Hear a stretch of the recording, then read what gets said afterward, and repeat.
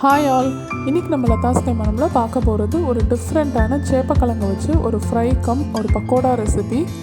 இந்த சேப்பக்கிழங்கு யூஸ்வலாக நம்ம எல்லாருமே அவாய்ட் பண்ணுற ஒரு வெஜிடபிளாக இருக்கும், ஏன்னா அது ரொம்ப கொலன்னு இருக்கும் அப்படிங்கிறதுக்காக. ஆனால் இதை ட்ரை பண்ணி பாருங்கள்.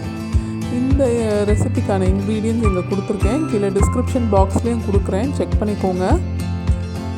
ஃபஸ்ட்டு இதுக்கு நான் சேப்பக்கிழங்க லைட்டாக பாயில் பண்ணி எடுத்து வச்சுருக்கேன். பாயில் பண்ணி அதோட தோலெல்லாம் உரிச்சிட்டு நான் இங்கே எடுத்து வச்சுருக்கேன்.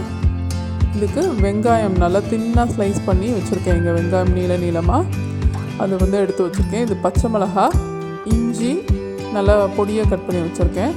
கொத்தமல்லி, புதினா கொஞ்சம் சாப் பண்ணி வச்சுருக்கேன். கருவேப்பிலை சாப் பண்ணி வச்சுருக்கேன். இது கடலை மாவு, அரிசி மாவு ரெண்டுமே 2 டேபிள் ஸ்பூன் எடுத்து வச்சுருக்கேன். சில்லி பவுடர், அப்புறமா சோம்புத்தூள், அப்புறமா வறுத்த சீரகத்தூள். சோம்புத்தூள், சீரகத்தூள் நான் வீட்டிலே ரெடி பண்ணி வச்சுருக்கேன், அதையும் எடுத்து வச்சுருக்கேன். இப்போ ஃபஸ்ட்டு இந்த வேக வச்ச சேப்பக்கிழங்க நம்ம தின்னாக ஸ்லைஸ் பண்ணிக்கலாம். நமக்கு தேவையான சைஸ்க்கு நம்ம பண்ணிக்கலாம். இன்றைக்கி நான் ஃப்ரெஞ்ச் ஃப்ரைஸ் மாதிரி நல்லா தின்னாக ஸ்லைஸ் பண்ணி எடுத்திருக்கேன். இதை நல்லா தின்னாக ஸ்லைஸ் பண்ணிக்கிட்டிங்கன்னா உங்களுக்கு ரொம்ப கிறிஸ்பியாக இருக்கும் நம்மளோட பக்கோடா. அதனால் இந்த சைஸ்க்கு நம்ம சாப் பண்ணி எடுத்துக்கிட்டால் கரெக்டாக இருக்கும். அந்த மாதிரி நான் இப்போ பண்ணி எல்லாமே எடுத்து வச்சுருக்கேன். இதுக்கு நம்ம ஃபஸ்ட்டு சால்ட்டும் ட்ரை இன்க்ரீடியன்ஸும் ஆட் பண்ணிக்க போகிறோம். இப்போ இதுக்கு தேவையான அளவு சால்ட் ஆட் பண்ணியிருக்கேன். நான் வேக வைக்கிற டைமில் நான் சால்ட் ஆட் பண்ணலை, ஸோ அதுக்கேற்ற மாதிரி இப்போ ஆட் பண்ணிக்கலாம். இப்போ சில்லி பவுடர் ஒரு 2 டீஸ்பூன் அளவுக்கு சில்லி பவுடர், சின்ன டீஸ்பூன் அப்படிங்கிறதுனால 2 டீஸ்பூன் அளவுக்கு சில்லி பவுடர் ஆட் பண்ணியிருக்கேன். இப்போ சோம்புத்தூள் ஆட் பண்ணிங்கன்னா நல்ல ஒரு டிஃப்ரெண்ட்டான ஒரு ஃப்ளேவர் இருக்கும், ட்ரை பண்ணி பாருங்கள். இது சீரகத்தூள் 1 டீஸ்பூன் அளவுக்கு சீரகத்தூளும் நான் இதில் ஆட் பண்ணிவிட்டு இந்த ட்ரை இன்க்ரீடியன்ஸ் எல்லாம் ஃபஸ்ட்டு நல்லா அந்த சேப்பக்கிழங்குல பிடிக்கிற மாதிரி நல்லா நம்ம மிக்ஸ் பண்ணி விட்டுறணும். இப்போ கொஞ்சம் ஜென்டிலாகவே மிக்ஸ் பண்ணுங்கள். கொஞ்சம் அந்த கொலகொலப்பு தன்மை இருக்க தான் செய்யும், ஆனால் நம்ம ஃப்ரை பண்ணி எடுத்ததுக்கப்புறம் அது எதுவுமே இருக்காது. ஸோ இந்த மாதிரி நம்ம ஜென்டிலாக அந்த மசாலா பவுடர்ஸ்லாம் நல்லா போட்டார அளவுக்கு நம்ம மிக்ஸ் பண்ணிக்கணும். அப்போ தான் அதில் நல்ல உப்பு காரம்லாம் பிடிக்கும். இந்த மாதிரி நல்லா பெசரி விட்டுருங்க. கொஞ்சம் அதை பிரேக் பண்ணாமல் பெசரி விட்டுறணும். இது கூட நான் இப்போ எடுத்து வச்சுருக்கேன் மற்ற இன்க்ரீடியன்ட்ஸ், புதினா, கொத்தமல்லி ஃபைன் சாப் பண்ணி வச்சுருக்கேன், அதை ஆட் பண்ணிக்கிறேன் நல்ல ஒரு ஃப்ளேவருக்காக. இஞ்சி, அதுக்கப்புறம் பச்சை மிளகாய், அதுக்கப்புறமா வெங்காயம் இதெல்லாம் நல்லா ஆட் பண்ணிவிட்டு நம்ம எல்லாத்தையும் மிக்ஸ் பண்ணி விட்டுறலாம். இந்த வெங்காயத்தை நல்லா இந்த மாதிரி பெசரி விட்டுருங்க. நல்லா ஒன்றுன்னா உதிரியாக எடுத்து இந்த மாதிரி நல்லா பெசரி விட்டுருங்க. இப்போ அந்த மசாலாஸ்லாம் இதுலேயும் நல்லா ஆட் ஆகிற அளவுக்கு நல்லா நம்ம மிக்ஸ் பண்ணி விட்டுறணும். நல்லா மிக்ஸ் பண்ணிவிட்டு நம்ம எடுத்து வச்சுருக்க கடலை மாவு, அரிசி மாவை இப்போ நான் ஆட் பண்ணிக்கிறேன். இது 2 டேபிள் ஸ்பூன் எடுத்து வச்சுருக்கேன்.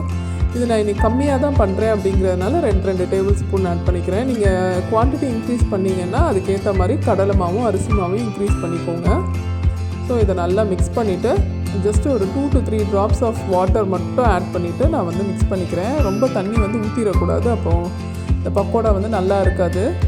ஸோ ஜஸ்ட்டு அந்த ஒரு ஈரப்பதம் வேணும் அப்படிங்கிறதுக்காக மட்டும் ஒரு 2 to 3 ட்ராப்ஸ், இல்லைனா ஜஸ்ட்டு ஒரு கை தெளித்து பிசைஞ்சிக்கோங்க, நிறைய ஊற்றிடக்கூடாது. ஸோ இப்படி வச்சுட்டு நம்ம எண்ணெயை காய வச்சுக்கலாம்.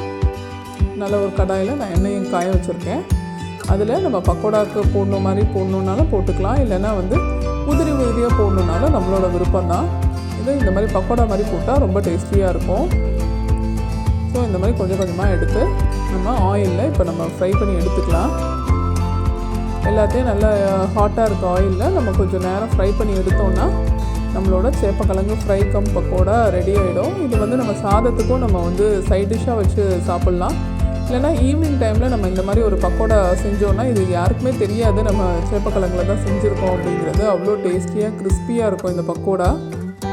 ஸோ இது நமக்கு 2 in 1 ரெசிபி. இது கண்டிப்பாக இதை ட்ரை பண்ணி பாருங்கள். இந்த சேப்பக்கிழங்குல நம்ம இப்படி டிஃப்ரெண்ட்டாக பண்ணி கொடுத்தோன்னா யாருமே இதை வேண்டானே சொல்ல மாட்டாங்க. அந்தளவு ரொம்ப டேஸ்டியாக இருந்துச்சு இந்த ஃப்ரை ரெசிபி. இப்போ இது நல்லா 2 சைடுமே நல்லா கோல்டன் ப்ரௌன் ஆகிற அளவுக்கு கொஞ்சம் வெயிட் பண்ணிவிட்டு கொஞ்சம் நல்லா அந்த பபுள்ஸ்லாம் அடங்குற அளவுக்கு நல்லா வேக விட்டுறணும். வேக விட்டுட்டு நம்ம ஒரு பேப்பரில் நம்ம ட்ரைன் பண்ணி எடுத்துக்கலாம். ஒரு டிஷ்யூ பேப்பரில் இதை நம்ம ட்ரைன் பண்ணி எடுத்துக்கிட்டோன்னா நம்மளோட சேப்பக்கிழங்கு பக்கோடா ஃப்ரை ரெடி ஆகிடுச்சு. இது ரொம்ப கிறிஸ்பியாக ரொம்ப டேஸ்டியாக இருக்கும். ட்ரை பண்ணி பாருங்கள். உங்களோட கமெண்ட்ஸை என் கூட ஷேர் பண்ணுங்கள். இந்த ரெசிபி பிடிச்சிருந்ததுன்னா லைக் பண்ணுங்கள், ஷேர் பண்ணுங்கள், கமெண்ட் பண்ணுங்கள். என்னோடய சேனலுக்கு சப்ஸ்கிரைப் பண்ணிவிட்டு பக்கத்தில் இருக்க பெல் பட்டனையும் கிளிக் பண்ணிக்கோங்க. அப்போ தான் நான் போடுற வீடியோஸ் வந்து உங்களுக்கு நோட்டிஃபிகேஷனாக வரும். தேங்க்யூ.